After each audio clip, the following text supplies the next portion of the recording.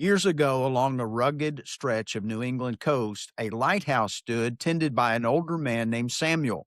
He wasn't famous, and hardly anyone knew his name beyond the nearby village. But every evening, regardless of the weather, Samuel climbed the 127 narrow steps to trim the wick, clean the glass, and refuel the lamp. No one cheered when the light came on.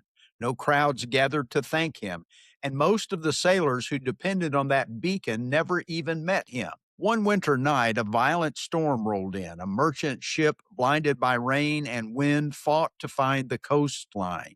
The captain later said he was sure they were about to run aground until he saw a faint glow cutting through the darkness. The lighthouse had remained lit. The crew made it safely to the harbor. The next morning, the captain found Samuel and said, "Sir, you saved us. Your light was the only thing that kept us from breaking apart." Samuel smiled and answered quietly, "I didn't save you. I just did my job. The light did the rest." Greetings, Patriots. I'm Perry Green. Welcome to God in America, where faith and freedom walk hand in hand through the stories that shaped our nation. Today, we turn our attention to one of America's most overlooked first ladies, Elizabeth Eliza Kortright Monroe, the wife of President James Monroe. Her life intersects with significant developments in the nation's founding, the French Revolution, the early republic, and the emergence of American diplomatic identity.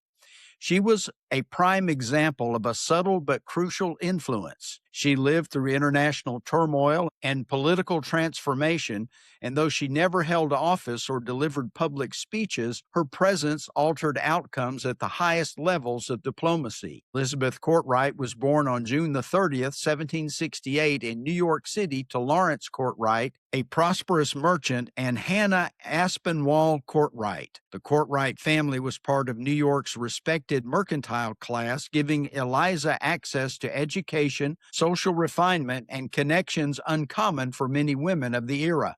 Her marriage to James Monroe in February 1786 linked her to a rising political figure whose career already included service in the Continental Army during the Revolution and an emerging role in national governance. Their marriage positioned her at the crossroads of public service, international diplomacy, and national development.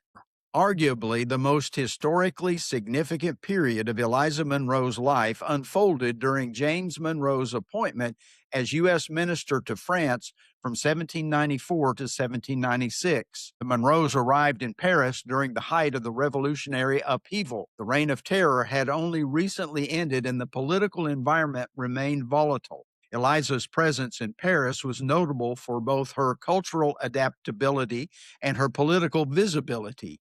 She adopted French dress, language, social customs with ease, which made her an effective diplomatic partner.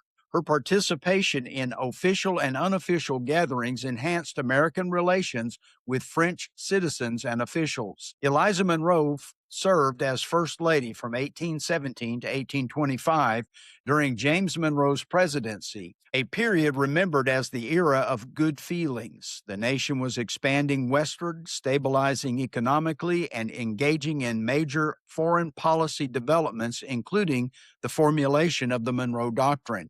Mrs. Monroe differed markedly from her predecessors. Drawing on her years in European diplomatic circles, Eliza introduced a more formal, structured style to the White House and their social events to better reflect European courtly models.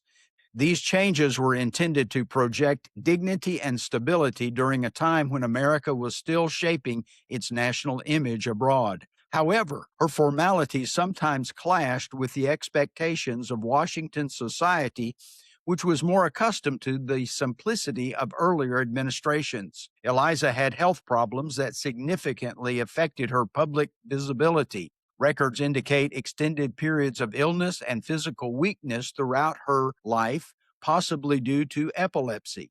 Despite these challenges, she maintained significant involvement in her daughter's education, particularly her eldest daughter, who served as a diplomatic hostess in Spain while her father was minister there. Eliza Monroe's influence is evident in her diplomatic impact, the development of the First Lady role, and representation of the United States abroad. Her cosmopolitan background and European poise contributed to the young nation's public image during its formative years. Mrs. Monroe's life encourages us to remember the work of nation building, that it does not only involve those who sign the documents and give speeches, but also those who encourage, support, and quietly strengthen the people who do. Let's ask ourselves, how can I serve faithfully today, even if no one else sees it but God? Jesus gives us a principle to guide our lives in Matthew 6, verses 3 and 4. He said, "But when you do a charitable deed, do not let your left hand know what your right hand is doing, that your charitable deed may be in secret, and your Father who sees in secret will himself reward you openly." Well, thanks for being with us today. This is Perry Green and God in America. Until next time, let's keep the light of humble service burning.